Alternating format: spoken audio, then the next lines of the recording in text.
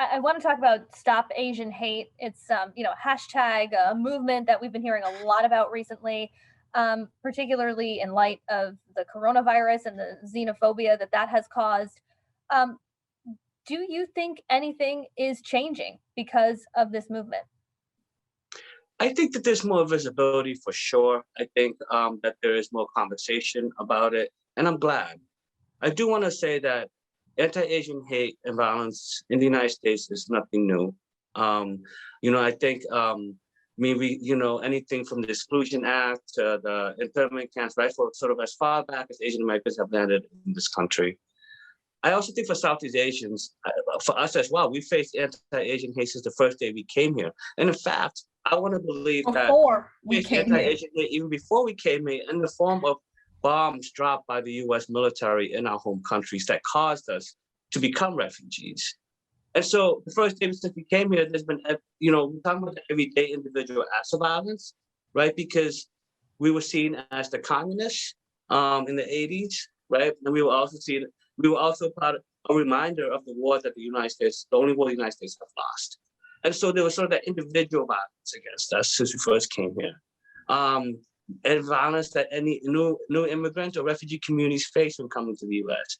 And when we banded together for protection and for love and for community, we got pushed out of schools, we got labeled gangs, we were then thrown into prisons, and then we were not deported. And so anti-Asian hate is nothing new to us as Southeast Asians.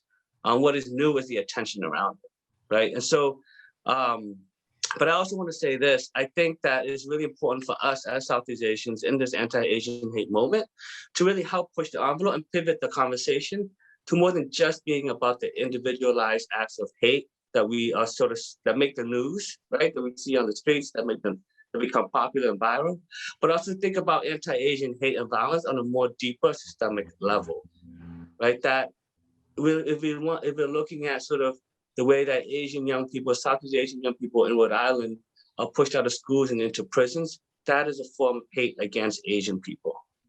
I also want to say that what is changing now is also the building of the longest social justice movement in US history, which is Black Lives Matter. Black communities and Black organizers have yet again shown us how to combat individual and systemic forms of hate through community organizing against white supremacy in the street and on the policy level. And so for us in this moment, I want to encourage Southeast Asians and all Asian communities to fight back against anti-Asian hate by building more solidarity and unity between Asians and other people of color movements and communities to really join together to take down white supremacy. Right, and wow, I think the struggle for me is like, definitely, hashtag Stop Asian Hate. It's hashtag Stop Asian Hate and hashtag Stop White Supremacy, right? Like we are very clear with the way that we do our work in the Arise space. It's done through a Black liberation lens, right? And that our liberation is really tied to Black liberation, and that we have to really come together with historically disenfranchised communities, right? While the struggle looks different, we still have this shared struggle. And for AAPIs, right, we're talking about this shared struggle of historical exclusion, right?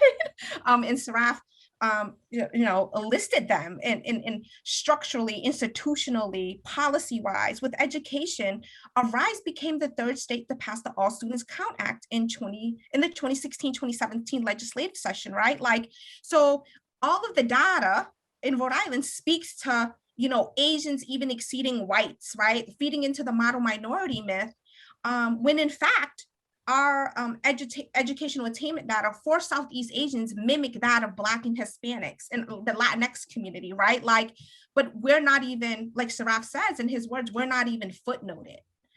This fight for data disaggregation has been happening for over a decade.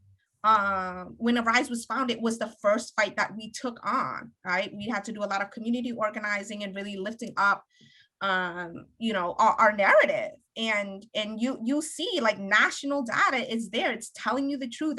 These educational disparities, right? All Asians, the 2010 census with the community survey works, it's telling us that all Asians over the age of 25, there's 61% who has a bachelor's degree. You start looking at Southeast Asian identifying folks like Vietnamese, Lao, Khmer, Hmong, that's all in the single digits, 8 and 9%.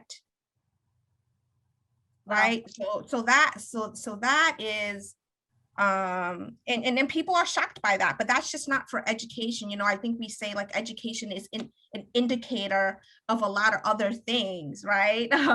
If you look at health outcomes, you look at household income, you're gonna see the same if you disaggregate the data.